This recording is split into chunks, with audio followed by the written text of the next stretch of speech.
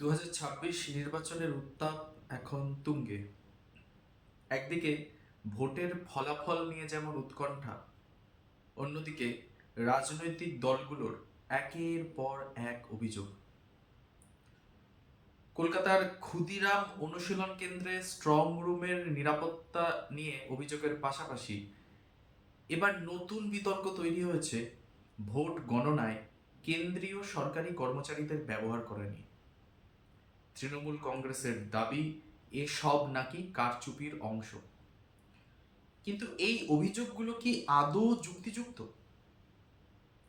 নাকি এর পিছনে রয়েছে কোনো রাজনৈতিক কৌশল? নমস্কার, আমি প্রদীপ্ত। খবর ও কথা চ্যানেলে আজকে কথা বলবো এই বিষয়টি নিয়ে। প্রথমত, তৃণমূলের প্রার্থী কুণাল ঘোষ এবং মন্ত্রী শশী পাঁজা দাবি করেছিলেন তাদের না জানিয়ে স্ট্রং রুম খোলা হয়েছে এবং সিসিটিভি ফুটেজে বাইরের ব্যক্তিদের দেখা গেছে। কিন্তু নির্বাচন কমিশনের সিইও মনোজ আগরওয়াল স্পষ্ট জানিয়েছেন সিল করা স্ট্রং রুমে বাইরে থেকে কোনো ব্যক্তি ঢোকার প্রশ্নই ওঠে না। কোনো তথ্য প্রমাণ ছাড়াই স্ট্রং রুমে কারচুপির দাবি তোলাটা কেবল রাজনৈতিক ফায়দা লোঠার চেষ্টা বলে মনে হচ্ছে। এবার আসা যাক দ্বিতীয় এবং নতুন পয়েন্টে। ভোট গণনার কাজে কেন্দ্রীয় সরকারি কর্মচারীদের নিয়োগ করা নিয়েও তৃণমূল কংগ্রেস প্রবল আপত্তি জানিয়েছে। তৃণমূলের পক্ষের আইনজীবী কল্যাণ বন্দ্যোপাধ্যায় এই সিদ্ধান্তের বিরুদ্ধে হাইকোর্টে মামলাও করেছেন। তাদের অভিযোগ, সিইও এর নির্দেশে এই সরকারি কর্মচারীদের ব্যবহার করা নিয়ে কোথাও একটা গলদ রয়েছে। কিন্তু মুদ্রার উল্টো পিঠটাও কিন্তু আমাদের এখানে দেখা উচিত। নির্বাচন কমিশনের স্পষ্ট বক্তব্য, সংবিধানের 329 নম্বর ধারা প্রয়োগ করে তারা গেজেটেড অফিসারদের গণনার কাজে ব্যবহার করতে পারেন। এটি একটি স্ট্যান্ডার্ড প্রশাসনিক প্রক্রিয়া। যখন কমিশন সাংবিধানিক নিয়ম মেনেই কাজ করছে, তখন সেই প্রক্রিয়াকে সন্দেহজনক আখ্যা দিয়ে প্রশ্ন তোলাটা কি গণতন্ত্রের ব্যবস্থাকে ব্যাহত করার একটা চেষ্টা নয়?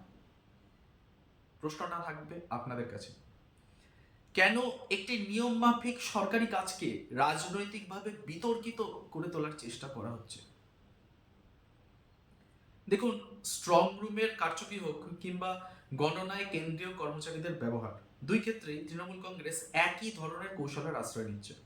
অভিযোগ তোলা হচ্ছে, কিন্তু যখনই কমিশন বা আদালতের কাছ থেকে যৌক্তিক জবাব আসছে, তখন দেখা যাচ্ছে সেই অভিযোগগুলোর কোনো জোরালো ভিত্তি নেই।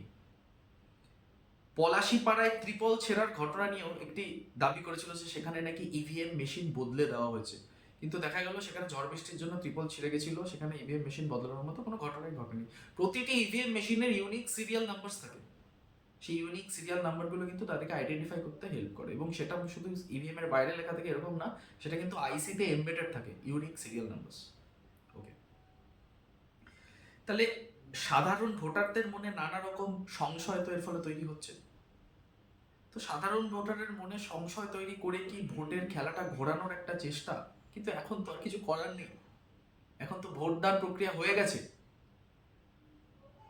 তাহলে প্রশ্নগুলো থাকবে আপনার কাছে আমার তরফ থেকে, যে এগুলো কি করা উচিত না উচিত না। দেখুন, তৃণমূল কংগ্রেস এটা হতে পারে হারের ভয় থেকেই এ ধরনের বিতর্ক তৈরি করছে, প্রচন্ডভাবে সম্ভব। নাকি এর পিছনে সত্যিই কোনো অশুভ সংকেত লুকিয়ে আছে? হতে পারে তাদের দাবিগুলো ন্যায্য, হয়তো তাদের কাছে কিছু প্রমাণ তারা দিতে পারছে না, কিন্তু হয়তো তারা দেখেছে কোথাও, যেমন একটা ভিডিও সোশ্যাল মিডিয়াতে সার্কুলেট করছে স্ট্রং রুমের ভেতরে 7 জন ঢুকে তারা পরে ইলেকশন কমিশন বলেছে তারা নাকি পোস্টাল ব্যালটগুলোকে সেগ্রিগেট করছে, যেটা কুণাল ঘোষ বলছেন। সেই ভিডিওটাও কিন্তু আমরা দেখেছি। তাহলে ইলেকশন কমিশন যে বলে দিচ্ছে যে এর কোনো ভিডিও প্রমাণ নেই, স্ট্রং রুম বন্ধই আছে, ওটা বাইরে একটা অফিসে কাজ হচ্ছিল, তো সেটাও একটা যুক্তিযুক্ত ব্যাপার। কোনটা ঠিক কোনটা ভুল এগুলো বিচার আপনারাই করবেন, এগুলো বিচার করবে পুলিশ, এটা বিচার করবে ইনস্টিটিউশন।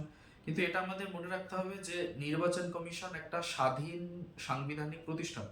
নিয়ম মেনে গণনা কেন্দ্রে কাদের রাখা হবে বা স্ট্রং রুমের নিরাপত্তা কেমন হবে, তা কিন্তু কমিশনই নির্ধারণ করবে।